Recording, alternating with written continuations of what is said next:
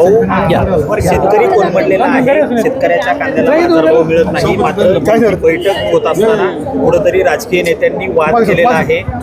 खरंच हा प्रश्न वाद करून संपणार आहे का? नाही, हे प्रश्न निर्माण करण्याचं काम या शासनाच्या कृतीतूनच झालेलं आहे ना. आज जर परदेशामध्ये जर हे कांदा गेला असता तर मग इकडच्या जे बाजारामध्ये जे व्यापाऱ्यांना आज कोणी येत नाही शेतकऱ्यांचा कांदा घ्यायला, ती परिस्थिती राहिली नसती.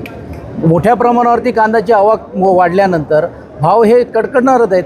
मग ह्याला तुम्ही जर हमी भाव देण्याची जर भूमिका घेतली असेल, का नाही खरेदी करत तुम्ही लोक? एवढंच नाही तर मी मागणी केली होती पणन मंत्र्यांना की हे कांदा तुम्ही जे इकडे सडणार आहे त्यावरती तुम्ही काय करणार आहात, तर त्यावेळी तुम्ही त्यांना आम्ही नुकसान भरपाई देऊ. तुम्ही नुकसान भरपाई तर लांबच राहिली, अनुदान तर लांबच राहिलं, पण तुम्ही या प्रश्नाच्या बाबतीत चर्चाही करायला तयार नाही. आंदोलन व्हायच्या 1-2 दिवस अगोदर तुम्ही हमी भावाच्या मध्ये वाढ करण्याची भूमिका घेतली. मग तुम्ही वाढ केली आहे ना, का नाही त्या भावाने पण तुम्ही खरेदी करता? शेतकऱ्यांचं स्पष्ट म्हणणं आहे क्विंटलला 2400 रुपये मिळाले पाहिजे. 24 रुपये आपल्याला हे भाव दर तुम्ही दिली पाहिजे.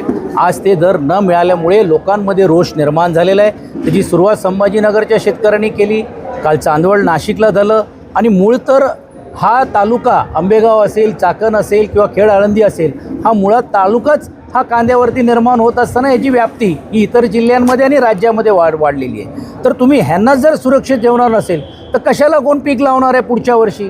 परत दुसरा तो पीक बदली करेल.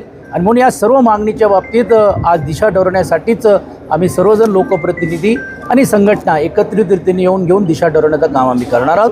आणि हा प्रश्न निवड फक्त एक दिवसाचा आंदोलनापुरता नाही, सभागृहामध्ये तर मांडू वेळप्रसंगी रस्त्यावर उतरून पण देखील विरोध केल्याशिवाय राहणार. शेतकऱ्यांचा प्रश्न मांडण्यासाठी ही बैठक घेतली, मात्र या बैठकीमध्ये हेवेदावे काढत वाद निर्माण झाला. हा वाद जर निर्माण झाला तर शेतकऱ्याचे प्रश्न खरंच मांडले जातील? नाही, काय असते अनेक वेळा चर्चेच्या माध्यमातून किंवा काही गोष्टी होत असतात, पण मला असं वाटते शेवट चांगलं झालं ना. तुमच्याबरोबर आता आम्ही सर्वजण एकजुटीने आहोत, एक मुखाने आहेत, एक आवाजाने चाललेले आहोत.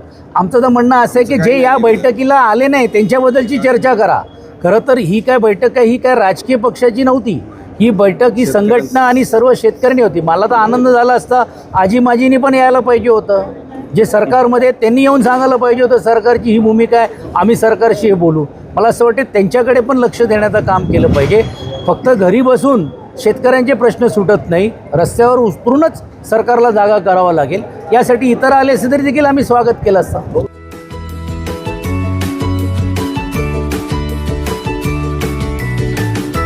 बातम्या शेतीच्या, बातम्या मातीच्या, बातम्या अन्यायाच्या, गुन्हेगारीच्या,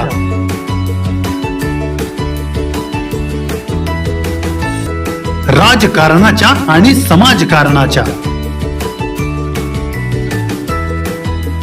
शोषणाविरुद्ध बुलंद आवाज, जनसामान्यांच्या हुंकाराची गाज, सत्कार्याला प्रोत्साहन, दुष्कृत्याला अनुशासन, निर्भीड, निस्पृह, सडेतोड, बेधडक आणि रोखटोक म्हणजेच विघ्नहर टाइम्स. शोध बातमीचा, ध्यास सत्याचा. आपलं चॅनल, आपली बातमी. सबस्क्राईब तर कराच, पण बेल आयकॉनवर क्लिक करायलाही विसरू नका.